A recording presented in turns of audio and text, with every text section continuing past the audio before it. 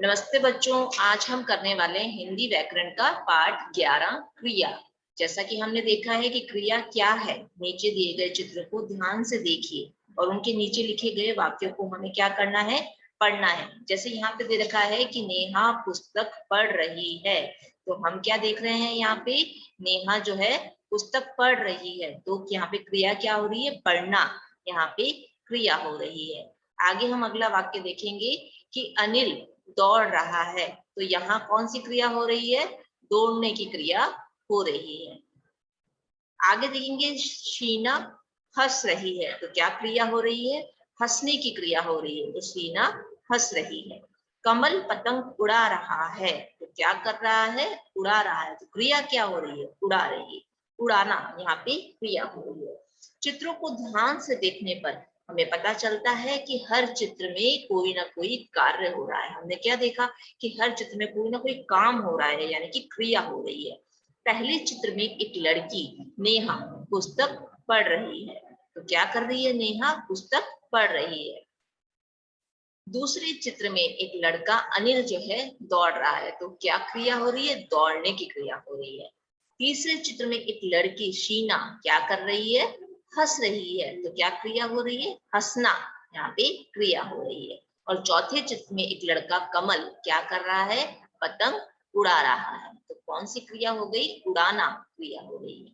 इस प्रकार चारों चित्रों में कुछ न कुछ कार्य हो रहा है अथवा किया जा रहा है, या तो कोई कार्य हो रहा है या फिर किया जा रहा है, तो उसे हम क्या कहते हैं, क्रिया कहते हैं। आगे हम परिभाषा देखेंगे कि जिस शब्द से किसी कार्य के करने अथवा होने का बोध होता है, या तो कोई कार्य हो रहा हो या कोई कर रहा हो, तो जिन शब्दों में इसका ज्ञान होता है उसे हम क्रिया कहते हैं। धातु और क्रिया, क्रिया का मूल रूप क्या कहलाता है, धातु कहलाता है। जैसे पढ़, दौड़, हंस, उड़, घूम, चल, देख, लिख, खेल, सो आदि क्रिया के क्या है, मूल रूप है। धातु में ना लगाने से क्रिया का सामान्य रूप बन जाता है, क्या हो जाता है, उसका सामान्य रूप बन जाता है। जैसे पढ़, जब हम ना लगा देंगे तो उसका सामान्य रूप हो जाएगा पढ़ना। दौड़, जब हम उसका प्लस में ना लगा देंगे तो क्या बन जाएगा, दौड़ना, उसका सामान्य रूप हो जाएगा। परिभाषा को क्लियर हो गई होगी कि जिस शब्द से किसी कार्य के करने अथवा होने का बोध हो उसे क्रिया कहते हैं, या तो कोई कार्य किया जा रहा हो या हो रहा हो उसे क्रिया कहते हैं।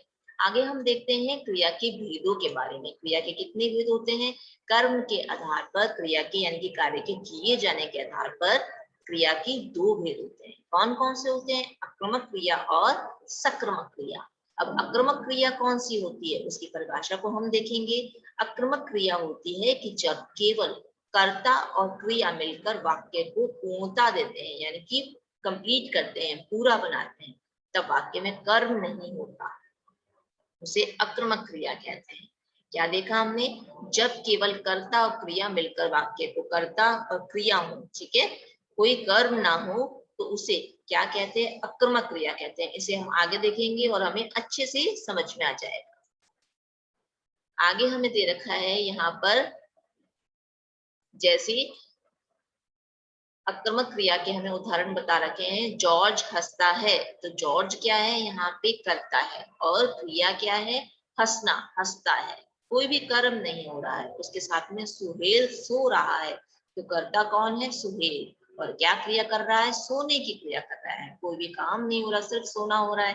दीपा खाती है, तो क्या है, दीपा कर्ता और खाती है, यहाँ पे क्रिया हो रही है। जब कर्ता को क्रिया का फल केवल कर्ता पर पड़ता है तो उसे आक्रमक क्रिया कहते हैं। जब ये जो काम कर रहे हैं उन पे सिर्फ अपने पे ही उसका फर्क पड़ता है, किसी और पे नहीं पड़ता, तो उसे आक्रमक क्रिया कहते हैं ना। जब कर्ता की क्रिया का फल केवल कर्ता पर पड़ता है, हंसना, वो सो रहा है तो वो अपने आराम के लिए सो रहा है, दीपा खाती है, तो यहाँ पर आक्रमक क्रिया कहलाती है। आगे दे रखा है सक्रमक क्रिया के बारे में।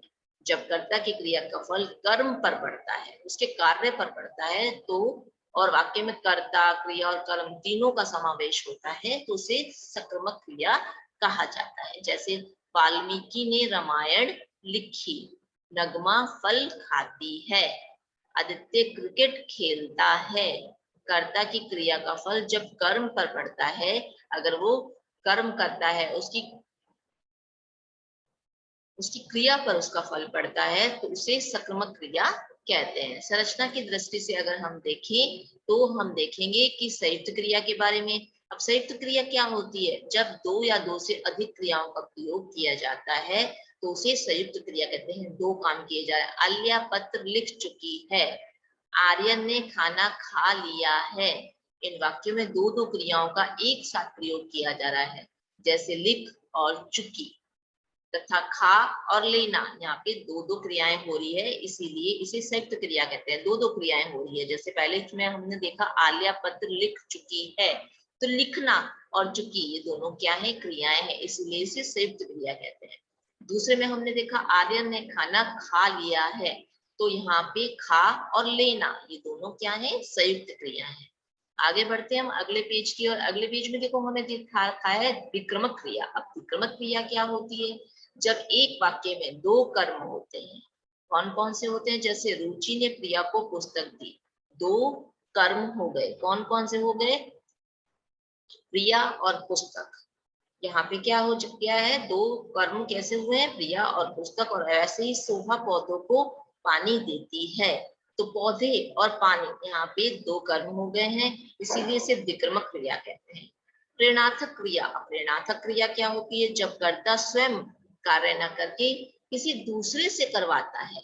जैसे माँ धोबी से कपड़े धुलवाती है, वो खुद ना धो करके धोबी से धुलवाती है, तो ये क्या हो गए? प्रेरणार्थक क्रिया हो गए हैं। ऐश्वर्या माँ से कंघी करवाती है, तो खुद ना करके माँ से करवाती है, तो ये हो गई प्रेरणार्थक क्रिया।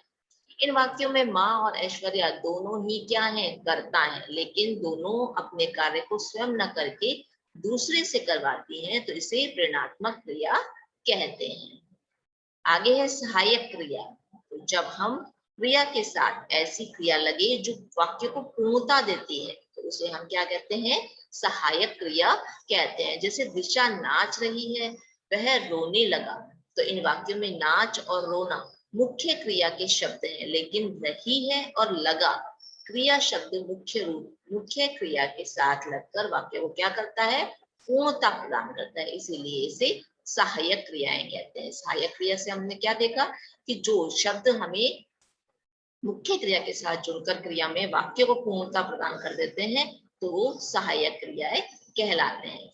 ये बच्चों हो गया हमारा चैप्टर क्रिया, और उसके परिभाषा और भेदों को हमने यहाँ पे देखा है।